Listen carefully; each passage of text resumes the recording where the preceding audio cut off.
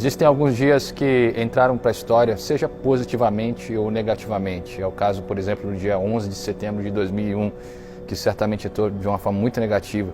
E se você já era nascido na época, se você tinha 10 ou 12 anos pelo menos de idade, provavelmente você se lembra exatamente onde você estava e o que você estava fazendo naquele momento em que você soube da notícia, viu aquelas imagens terríveis. E assim também existiram outros dias que entraram, que marcaram a história, como por exemplo o dia do dilúvio, aquele dilúvio que a gente vê o relato em Gênesis, tanto entrou na história que existem relatos muito semelhantes em outras culturas desse mesmo acontecimento. O dia, por exemplo, em que os filhos de Israel saíram do Egito, o dia em que Deus abriu aquele mar vermelho e eles o atravessaram. Mas o dia mais importante que dividiu a história entre antes e depois foi a vinda de Cristo, e foi especialmente aquele dia em que ele deu a sua vida ali na cruz. Esse foi o dia mais marcante da história, mais relevante para todos nós. E o próximo dia tão importante quanto esse, que ainda nos aguarda, é o que a Bíblia chama de o dia do Senhor. É o dia em que o espiritual vai adentrar essa realidade física, é o dia da volta do Senhor, o dia que ele vai vir com poder e glória, o dia do estabelecimento final do reino de Deus nessa terra, o dia em que os governos nesse mundo vão colapsar, porque se você já percebeu, os governos, o mundo como um todo está caminhando para o colapso e o reino de Deus vai se estabelecer nessa terra. É claro que ainda virão até lá dias, outras coisas marcantes, mas o dia mais importante à nossa frente é o dia do Senhor. E você já parou para pensar?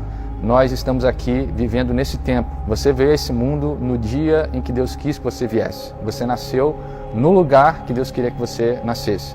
Nós estamos aqui entre a primeira e a segunda vinda de Jesus. Talvez você questione, mas o que eu tenho a ver com esse Jesus ou com a obra que ele fez ali na cruz?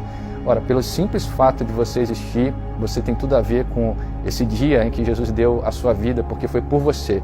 E eu peço que você faça um simples exercício, se você puder, é muito fácil.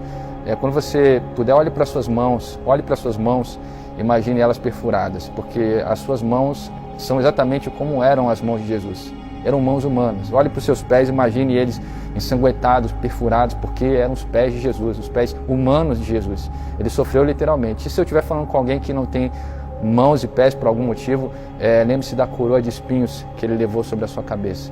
Ele sofreu por nós, ele sofreu o castigo que nós merecíamos. E aquela obra e aquele sacrifício foi por você, foi para te salvar. A pessoa mais importante da história é Jesus, mas Deus te conhece muito bem e aquela obra que ele fez foi por você. E como você vai responder a esse fato, a esse amor de Deus demonstrado por você, depende de você. E a resposta sua a esse amor de Deus vai determinar não só a sua eternidade, mas até o seu presente. Você já respondeu positivamente ao amor de Deus? Você já creu nele, já se apegou a ele?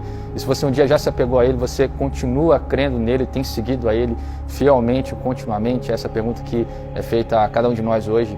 E talvez você diga, mas o que adianta tudo isso se eu tenho tantos problemas? Talvez você esteja passando um grande problema, talvez não um grande problema, mas uma soma de pequenos problemas que juntamente geram uma grande situação. Mas eu quero dizer que Deus é muito maior do que os seus problemas. Eu quero dizer que Deus pode fazer até além do que você pensa, do que você necessita, do que você imagina. Então os problemas existem, os desafios existem, mas não perca de vista o mais importante, a prioridade, que é o seu destino, que é a sua salvação, que é até o seu presente, porque a presença de Deus faz toda a diferença na nossa vida.